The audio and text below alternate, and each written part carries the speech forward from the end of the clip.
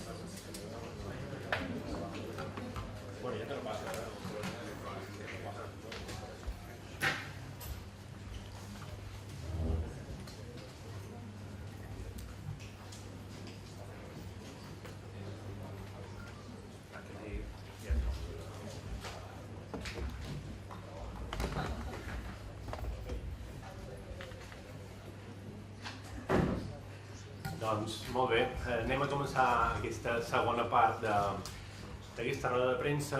Ja sabeu que Brian tenia un especial interès que primer veiéssim aquesta proposta que us hem fet i a continuació estem oberts a explicar o acabar d'explicar algunes qüestions i sobretot les preguntes que li vulgueu fer a ell directament.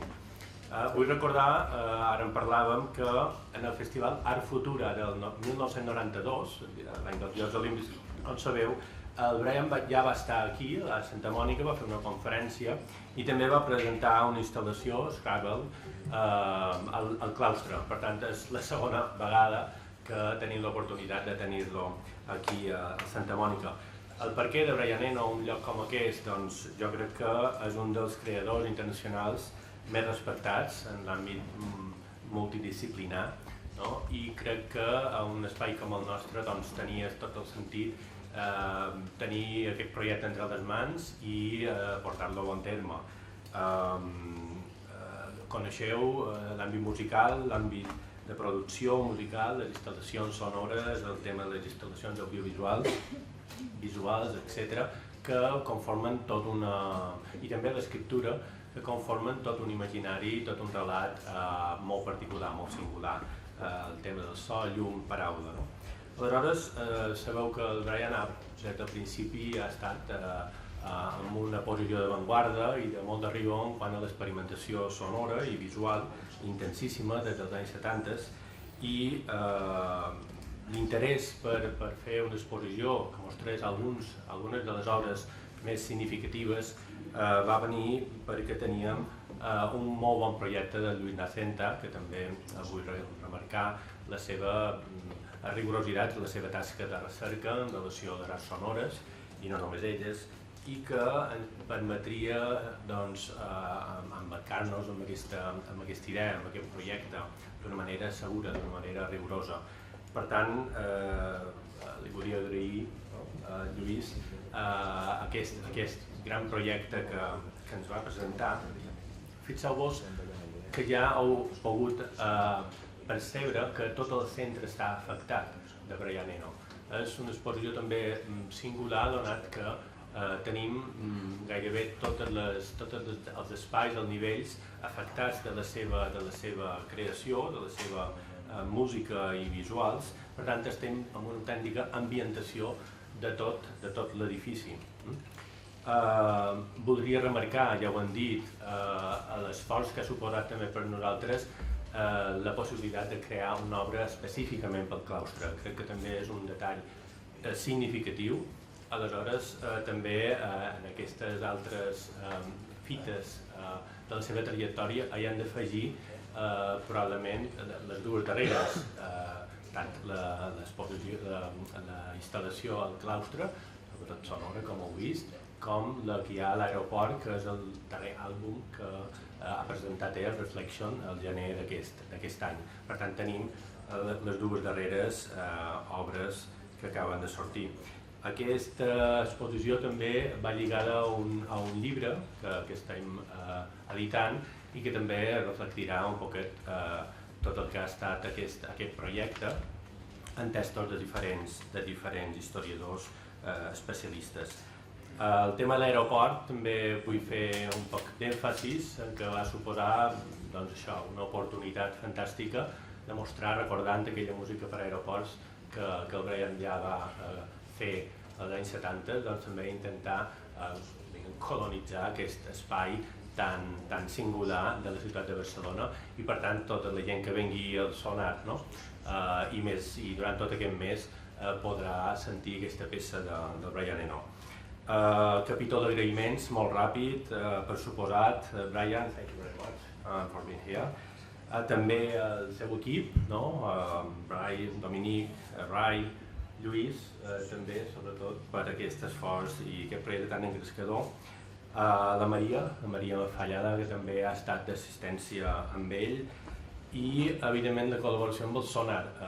També, l'Enric Palau ha d'agrair que des d'un principi ens vàrem engrescar i gràcies a ells també hem pogut tenir aquesta col·laboració magnífica per tal que un dia com avui, per una setmana, la setmana del Sònar, estiguem tot a punt perquè la gent que també vingui a gaudir del Sònar, si vol, també pugui passar a estar una estona aquí.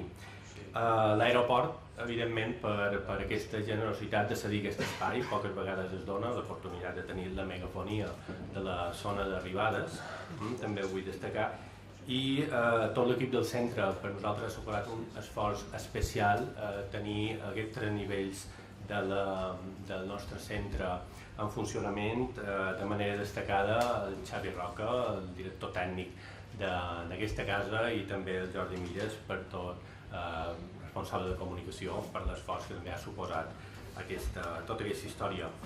Un capítol molt singular vull dedicar a la Fina Duran, també, per la coordinadora d'exposicions d'aquest centre, per la teva generositat, professionalitat, Fina, capacitat de gestió i sobretot per aquest somriure de cada dia.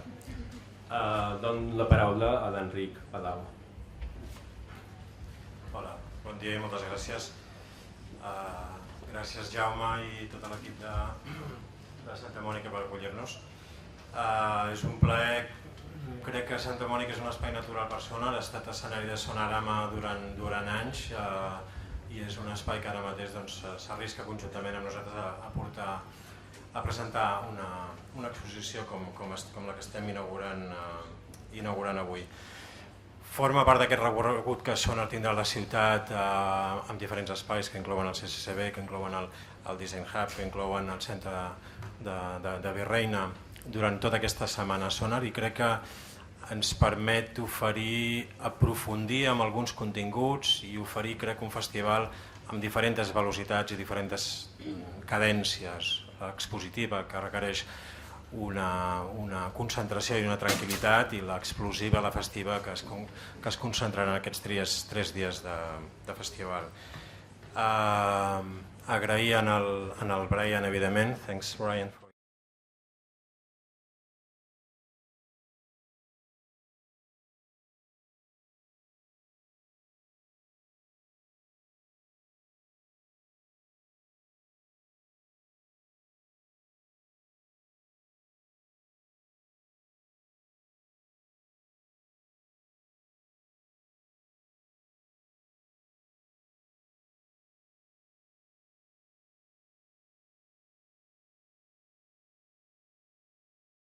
de l'aeroport. Aquí vull agrair una vegada més a en Lluís Nacenta, comissari de l'exposició i gran conseguidor, la persona que crec que aporta idees que ens empenyen a tots, empenya l'Art Santa Mònica, empenya Sònar, empenya a tothom qui calgui perquè les coses passin.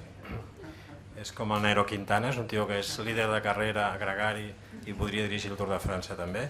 Llavors li agraeixo especialment. La idea de l'aeroport ens va costar, ja podeu imaginar el que costa tenir l'espai de recollida d'equipatges convertit en una instal·lació sonora durant tots aquests dies, però una vegada més ens permeten a tots, en el Brian, a Santa Mònica, a Sònar, tacar de cultura, tacar d'experiència i tacar d'art a espais poc habituals, sortir dels nostres espais propis i traslladar aquesta música, aquest art i aquestes idees en espais urbans, en aquest cas de gran afluència de públic.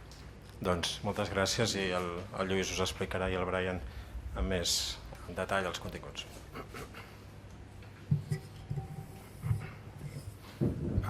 Gràcies, Jaume, gràcies, Enric. Bàsicament el que has dit és que sóc un pesat, que no em dono per vençut. És cert, no passa res. Jo també vull començar pel capítol d'agraïments. Vull agrair en primer lloc al Jaume. Això ha sigut una conversa molt llarga i he de dir-vos que he comptat amb la seva confiança. Jo penso que una posició, diríem, de poder, de capacitat de decisió, només es pot exercir dignament assumint riscos. Llavors jo t'agraeixo de tot cor que hagis assumit riscos amb aquest projecte. Crec que és l'única forma digna d'exercir una certa responsabilitat. La veritat és que t'estic agraït, ens hem arriscat, a veure què passa, però ens hem arriscat el millor que podíem. Per tant, en fi, crec que anem bé. També gràcies a l'Enric. Sònar és un soci sempre fidel de projectes experimentals, arriscats, raros, difícils de classificar i per tant, en fi, crec que no fa falta que expliqui jo ara aquí el valor que és per la ciutat, o sigui que moltes gràcies, Enric, i sobretot, thank you, Brian, you've been so generous and so kind, perquè la seva implicació en aquest projecte ha estat total, amb una generositat i un treball i una entrega realment extraordinaris que crec que és d'agrair.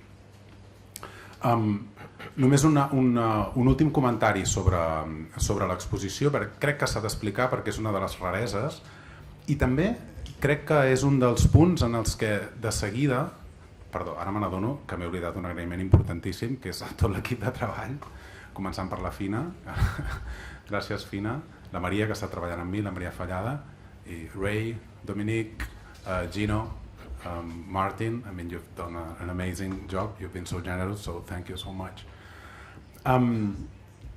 Estava dient que crec que és un dels punts en els que de seguida, tant el Brian Eno com des del punt de vista de la meva proposta vam estar d'acord, i és que no volíem fer una exposició plena de coses. Recordo Brian deia it doesn't have to look museum-like, un espai ple d'objectes. Si penseu en les exposicions que treballen amb so, al final només hi ha una solució, que és que estiguin plenes de portes i d'auriculars. I ni un espai tancat amb portes ni un espai amb auriculars és un espai de qualitat en termes del so ni de la llum. Penseu que aquí hem intentat restringir al màxim el número de peces i tot i així hem hagut d'utilitzar auriculars, quan jo crec que l'ideal seria que no fossin necessaris mai. No és el mateix sentir una cosa a l'espai que sentir una cosa per uns auriculars. Aleshores hem fet el joc, l'aposta radical, com deia, però la fem molt convençuts, de dedicar l'espai necessari a que cada peça pogués sonar i mostrar-se amb tota la seva complexitat i es pogués apreciar amb tota la seva riquesa, tot i que això ens obligava a gastar una quantitat enorme de metres cúbics amb un número molt restringit de peces. Per això és una decisió que crec que tant des del punt de vista del Brian Eno, de l'artista, com des del punt de vista meu, l'hem fet molt convençuts i ens la creiem. Res més, li passo la paraula a Brian Eno. Moltes gràcies per haver vingut. Oh, I've got two mics.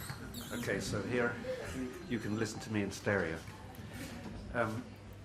Thank you all very much for coming on this lovely day.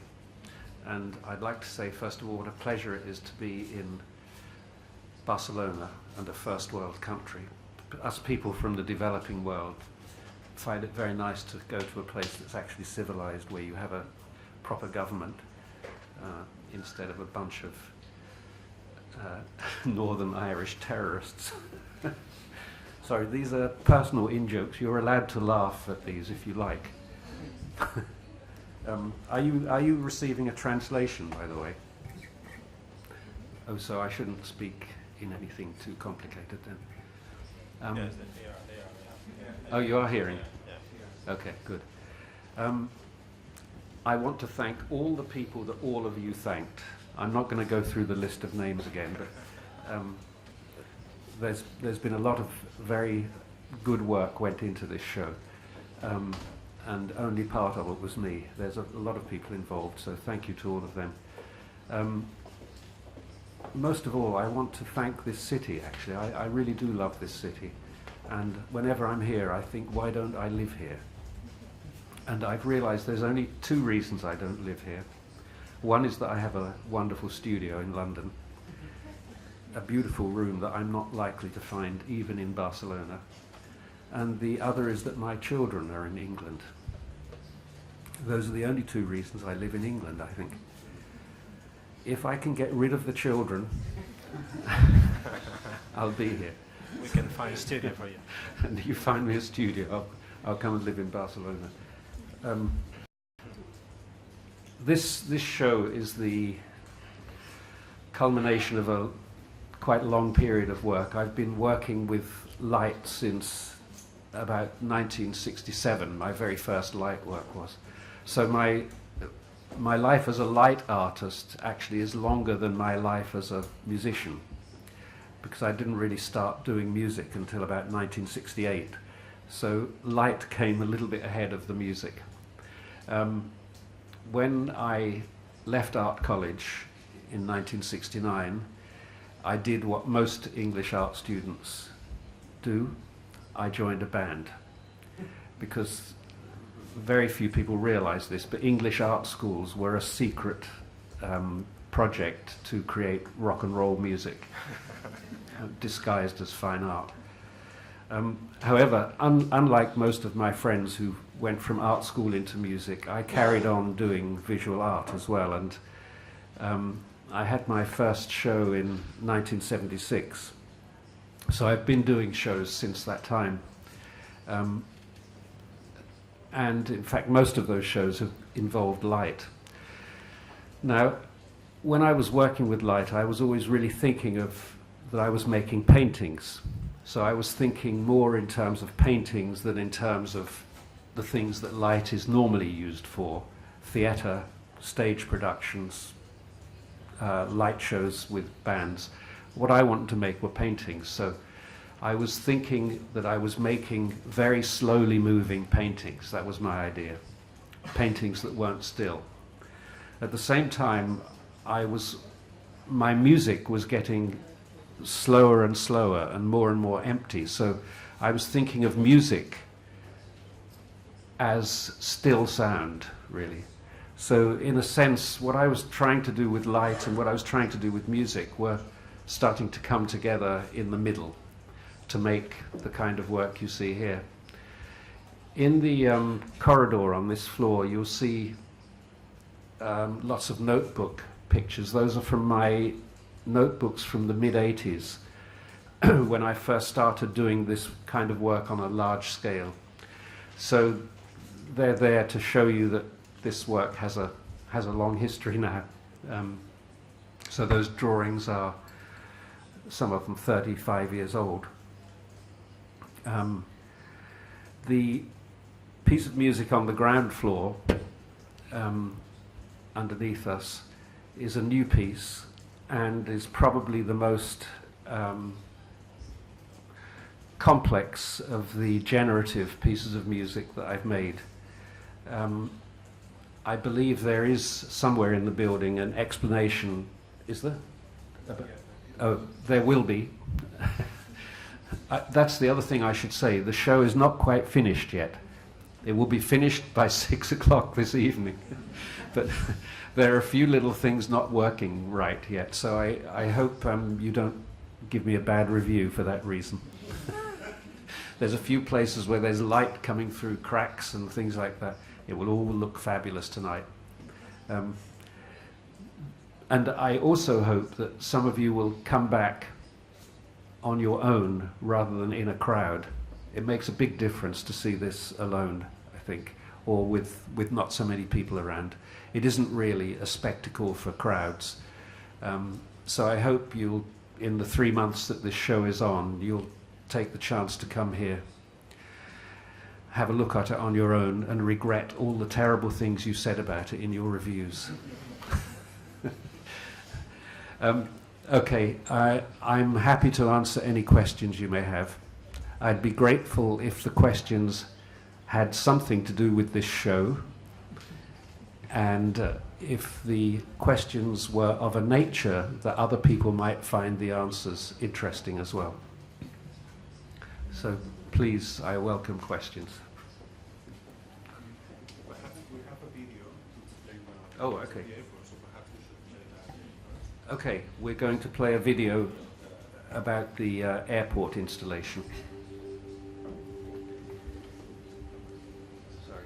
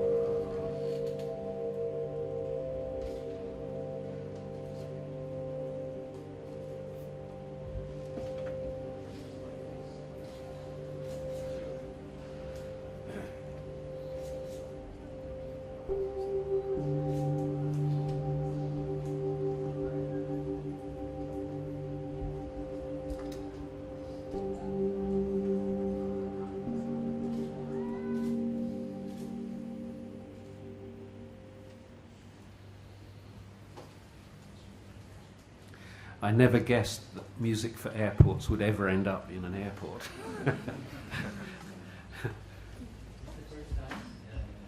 It's not the first time, no. Actually, it was not long after I made the record. It was played in Tegel Airport in Berlin. And it's been in one or two other places, Schiphol, and most catastrophically, São Paulo Airport, where I arrived after an 8-hour flight to hear the music playing at the loudest possible volume, with all the loudspeakers screaming and shaking. Yeah, that was a bit of a shock. It's not meant to be very loud.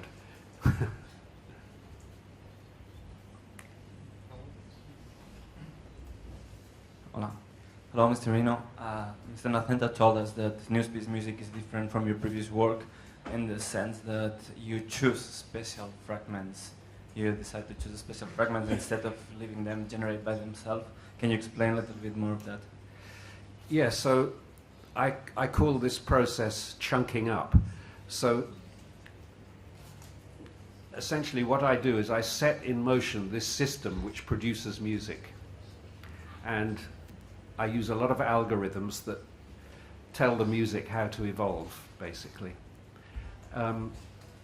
Then I listen for a very long time, and I keep adjusting the rules. And I'm recording the output of the rules. This is very technical. This is the most boring thing for most people, I'm sure. But I'm recording what the rules are doing. And if I hear a section where I think, now that section is fantastic, I look at what the rules were doing for that, and I freeze those rules in that position.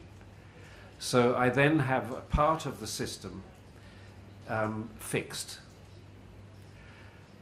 And then I put together the fixed parts to make this final piece here. So this is no longer a generative piece. This began life and evolved as a generative piece, but is now a frozen piece. But to really explain this, it's much easier if I could show you in the studio, because then you can see what's happening and how it works. Sí, yo quería. Sus composiciones no tienen fin. Sorry, I'm so sorry. Sí, Just sí. let me, okay, here we are. Sus composiciones no tienen fin. Igual que sus instalaciones de luz, hay 77 millones de posibilidades de verlo. ¿Cuándo usted considera que su composición está terminada? Well, I think of it like a painting. A painting doesn't have a beginning or an end. It sits there, and your experience has a beginning and an end, but the picture doesn't. So the end is when you choose to stop listening to it, when you leave the room or when you switch it off. But the piece is endless, actually. So if you stop thinking of it as music and start thinking of it as painting, then that question is not a problem, if you understand. Yeah.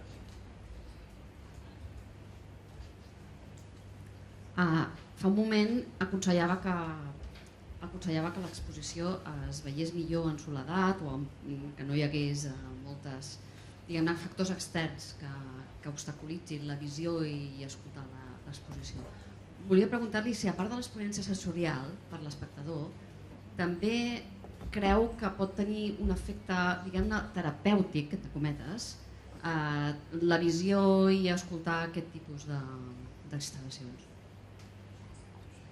És a dir, si creu que la música té un efecte terapèutic, seria la pregunta directa. Yes, to both questions. So in England, I now am doing quite a lot of this work in hospitals and in psychiatric institutions. In other places, hospices. There's 2 cancer hospices in England that are using this work now. And this started about 10 years ago when a senior surgeon from a hospital came to one of my shows with his mother-in-law. And his mother-in-law, he explained to me, was a lady who never stopped talking. And he said for 2 hours she sat quietly watching this show. And he was so impressed by this. Because she became very calm. And he was at that time involved in the design of a new hospital in Brighton, in the south of England. And this hospital has a large cancer wing. So these are people who are facing a real crisis. And he said the worst part about the crisis is that these people are in a permanent state of panic. They're terrified. They don't know what to do and they can't think. So he asked me if I would make a small version of this show in the hospital.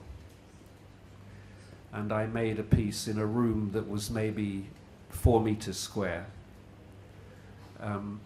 So it's a very intimate experience when you go in there because only 6 people can get in the room at the maximum. And this room has now been in operation for 8 years and has been very successful. It's used a lot by the patients, but also by the staff, by the doctors and nurses.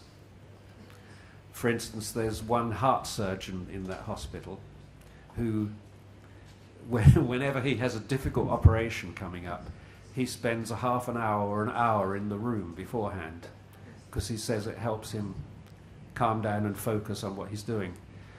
So this is a very direct therapeutic use. Now, similarly with the apps, which they're not showing quite right yet, but they will be showing later today. With the apps, particularly the first one called Bloom. A lot of people have been having success using those with autistic children. I met a father recently who has an autistic son, and he said to me that the first time he and his son had ever really been able to communicate about something was using this app Bloom. And that's become their game now. They play this thing together a lot. And it's the center of the bond that they've been able to establish with each other. So all of this is not something I planned. I'm surprised that this outcome, but I'm also very pleased with it. I'm now working also with a neuroscientist, a Dutch guy called Mendel Kalen, who has been working for the last 10 years with Professor David Nutt, who used to be the advisor to the English government on drugs policy.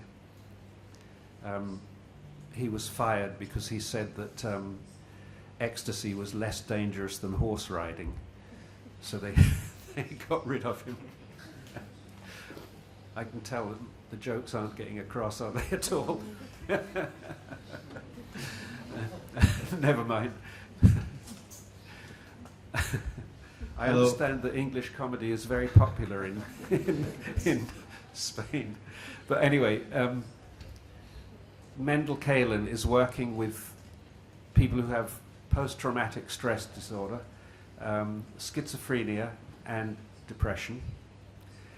And he's using psilocybin and my music to try to cure them.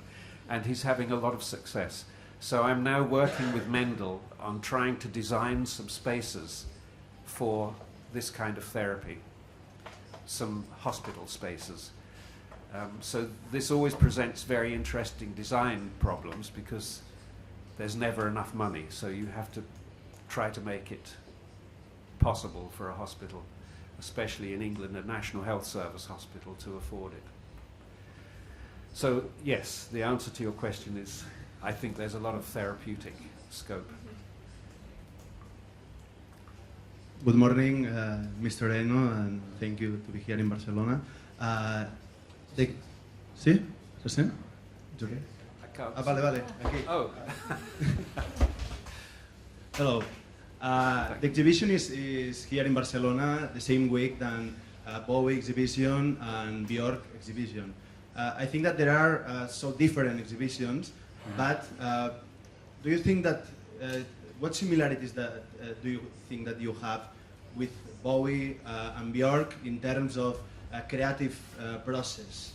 And talking about Björk, I don't know if you see her here and during this week, and if you want to collaborate someday with her, maybe with virtual reality like that you did with Carl Hyde or something like that. A gig with who? With Björk. With Björk. Why would she want to do a gig with me, I wonder? Because I think that I don't really have a lot to offer on she stage. said that a lot of times. Except my good looks. Like one of her inspirations, I think. Björk and I used to go to the same health club, and we would sit in the steam room discussing the reason that there are so many hard consonants in the Icelandic language. So we had different theories about this. But I don't think that would make me very useful for her on stage. I mean, it's not a discussion that the public probably would pay to hear. So I don't really have any interesting answer to those questions, I'm afraid. I mean, all I can say is that it's very kind of you to put me in the same bracket as Bowie and Björk. I'm very flattered, thank you. They're artists that I respect, both of them, obviously. And I suppose the thing we share in common is that we've taken this form called pop music and stretched it to somewhere else. So it sort of we broke its boundaries a little bit.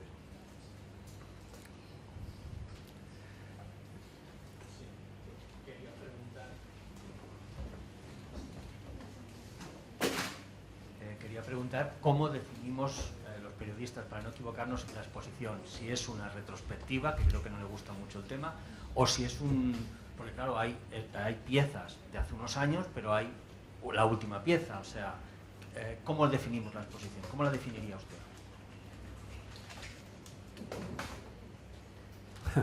Thank you. Well, it's not a retrospective, actually. The only well, I suppose the apps now are, one of those apps is 8 years old, so maybe that's retrospective. And the pictures, the notebook pages are sort of show you some of the history of the work, but the main pieces of work are all new. The light boxes in the corridor are all made this year. The piece of music downstairs is made this year. And 77 million paintings, well, that keeps evolving. So that piece is now, 12 or 13 years old, but every time we show it, I change it or take things away or change the rules a little bit. So that piece is still alive. So I think it's not really a retrospective. I'm not old enough for a retrospective.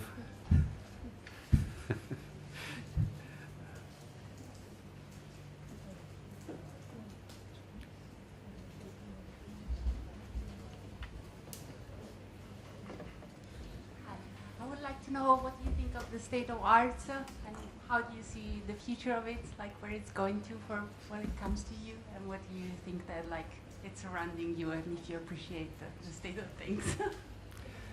Did everyone hear that question? I'll repeat it. You have a quiet voice, so she wants to know what I think of the state of the arts and where it's going, where arts are going. So I have this idea that we've spent most of the last 500 years thinking that there are some people called artists and then there are some people called the audience, and that the people in the audience aren't the same as the people who do the art. A lot of what I am doing is trying to break that idea down.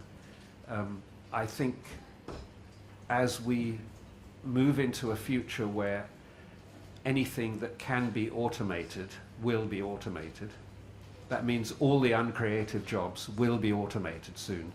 We have to accept that we are all now in the position of being artists of some kind. Now some of us do it for a living, like I do, but most of us do it. Most people don't realize it, but they spend a lot of their time thinking like artists, thinking creatively.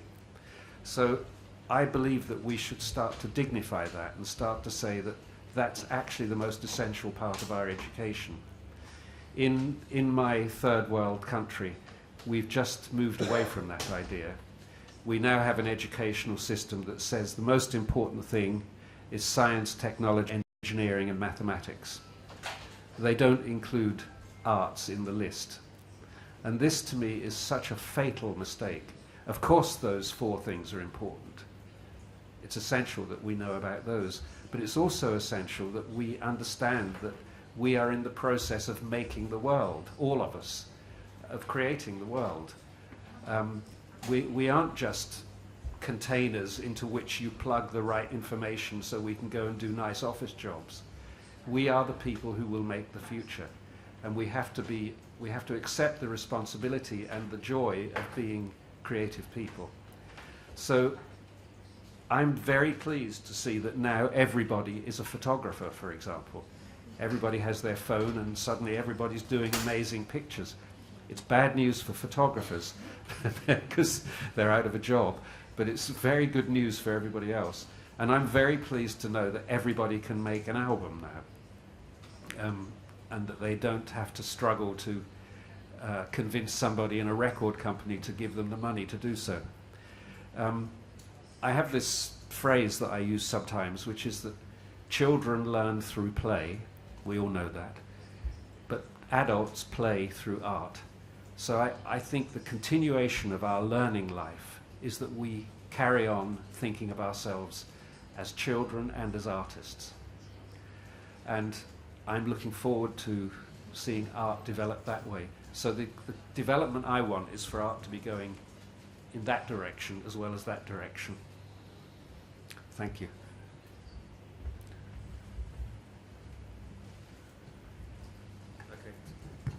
Moltes gràcies per haver vingut. Ara tenim unes, ja no sé si són 2 o 3 entrevistes concertades amb uns mitjans i a la resta us demanarem que ja donem la sessió de premsa per tancada. Ara farem aquestes coses que ja estaven prèviament decidides i serà tot per aquest matí. Moltes gràcies per haver vingut, moltes gràcies per l'interès. Gràcies per la vostra presència.